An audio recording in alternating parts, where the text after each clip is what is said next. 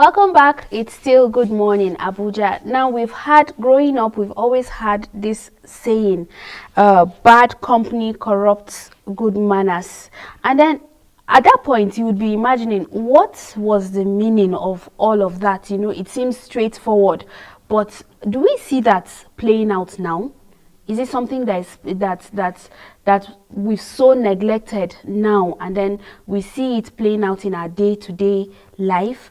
I have someone in the studio to do justice to this topic. I have in the studio Temitope Olotu. He is a counselor and influencer. Welcome to the show, Mr. Temitope. Yeah, good morning, ma. Good morning. Good to have you in the studios. Thank you very much. So this was a saying that was almost, you could almost sing with it growing up then.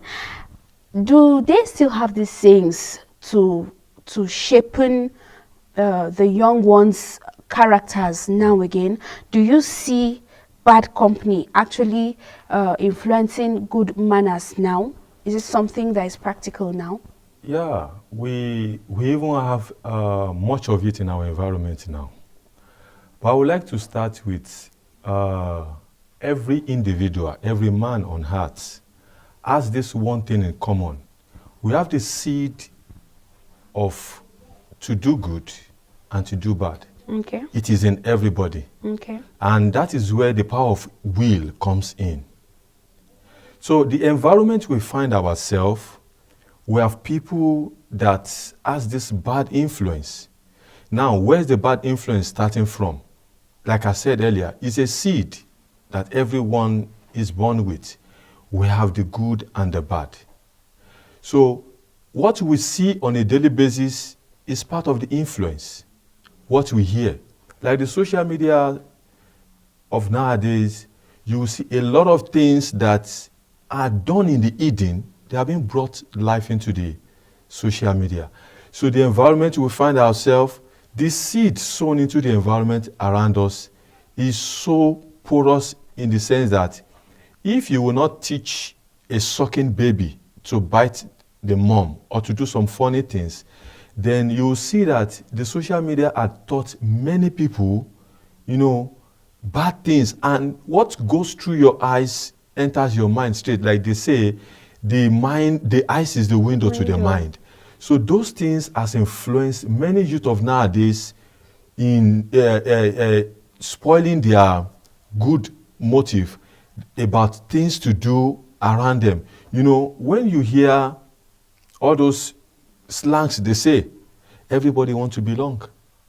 And those things are affecting our youth nowadays, destroying the future of the youth we have. And we are lagging as a parent to correct some things, shaping our children in the way we want them to go. So the influence around us had affected the good manners, the good behavior of many youths today.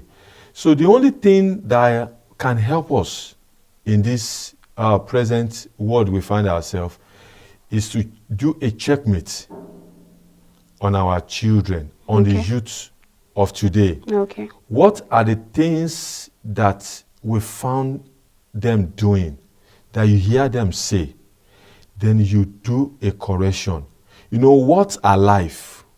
When it comes into you, it defines who you are. What you read, what you hear, defines who you are. And the only way to correct that is, number one, the environment of that bad influence has to be changed. Okay. We'll get into all of that. I am glad that you talked about parenting as the first basis or as the first contact. Because everyone comes from a home. Yes. And you spoke about everyone having good and bad in them. It's like seeds being sown. I like all those starting comments because they're actually true. So you begin to wonder, how comes those seeds, some people's own, the bad far outweighs the good. And for some people, they have little good, but they have a lot of good as compared to the bad. Does this take us back to the roots. That's parenting. Because your first contact, a child's first contact is the parents. Yes, ma'am. The people in the environment. Yes, ma'am. And then with time, you start going to school. Yes, ma'am. All of this, shouldn't it shape, all these first contacts, shouldn't it shape a child's character before a child grows and becomes an adolescent and then even have the willpower of operating the social media and all of that? Let me cite this as an example. When I was to go to school, Okay. my parent gave me this Yoruba adage that said, remember the son of who you are. That word never left me. If I'm about doing something contrary, that word come ringing. Anywhere I find myself, I'm conscious that I'm from a good home, that good things is expected of me and not to do the otherwise. It's not that I'm not exposed. I'm exposed to all manner of things. I can decide, choose to do the otherwise. But the lessons, the training I've had from my parents had so much helped me. So we have many children out there after they left for school, maybe peer pressure or low self-esteem, and led them to yielding to the counsel of friends that are already bad, polluted in their way. Now, if you put two plants side by side and you are watering one and you didn't water one, the one you water will grow more than the one you did not water.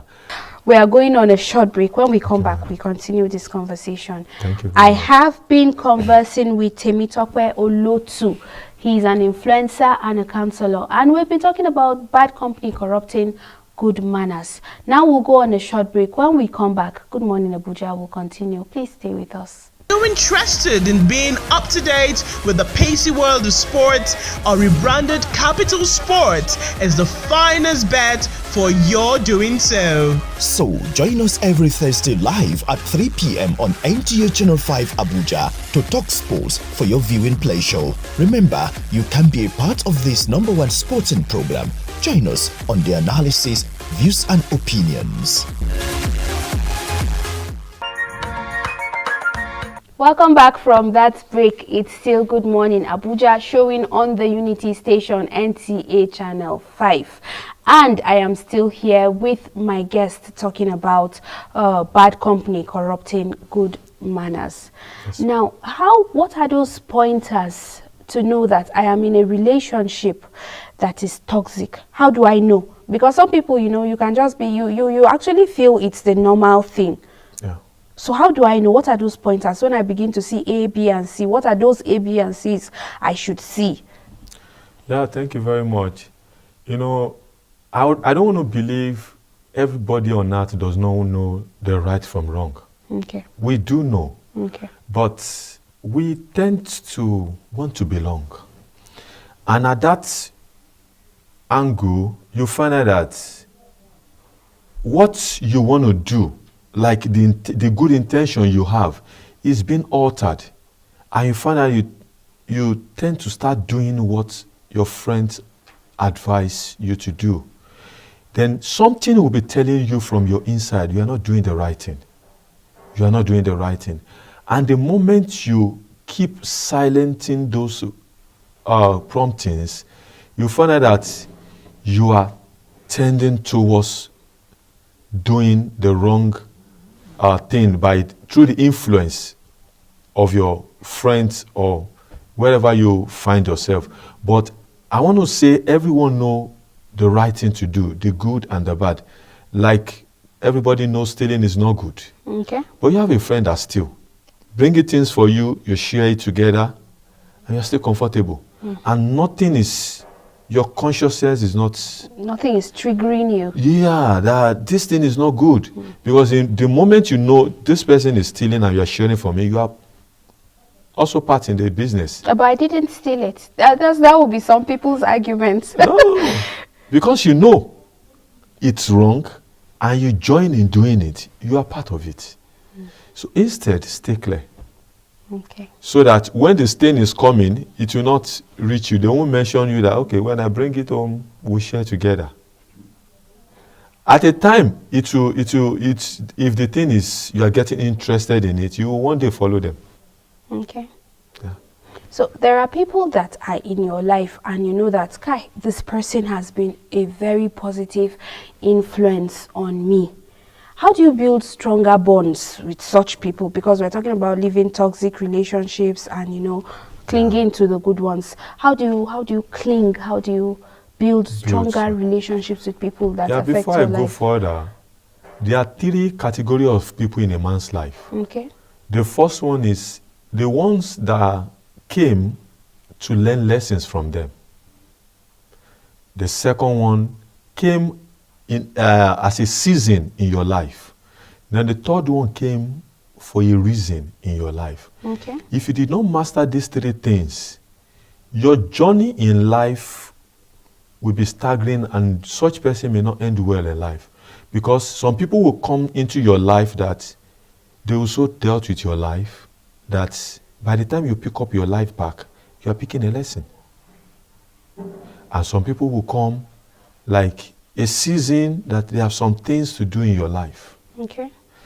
And some people, for a reason, maybe they have to just shape in your life, put you right, just like you ask. Such people, you service relationship. There's a way you service relationship. If you know this person have a good influence on you, oh, such people you don't joke with such people, and you don't mess up with them because they have something to do in your life. And you know such people, they might come for a season, and their coming might be for a reason. They might not be kept for the next phase of your life. Okay. But they are meant for a time to lead you to the next stage of your life. So you must be sensitive to know the people of your destiny that you are meeting part time and what they are meant to do in your life. Okay. Once their job is done, you put them where they belong and you continue. Okay. Now we've been talking about bad company corrupting good minds, and we know that as a parent, you want to see your child develop, thrive. You want to see your child with good morals and character. Yes. And you are doing so much to ensure that that happens. But there's a friend out there that is probably watching all your efforts. Or there's a group of friends watching all your efforts. You know, that's something that would pain every parent. How do we, and we're not always with these children. Yeah. How do we ensure that our children are not in toxic relationships? They're not in they do not have bad friends that corrupt their character. How do we even know that, okay, this one is like there's a friend somewhere? What are those pointers? Yeah, from the feedback.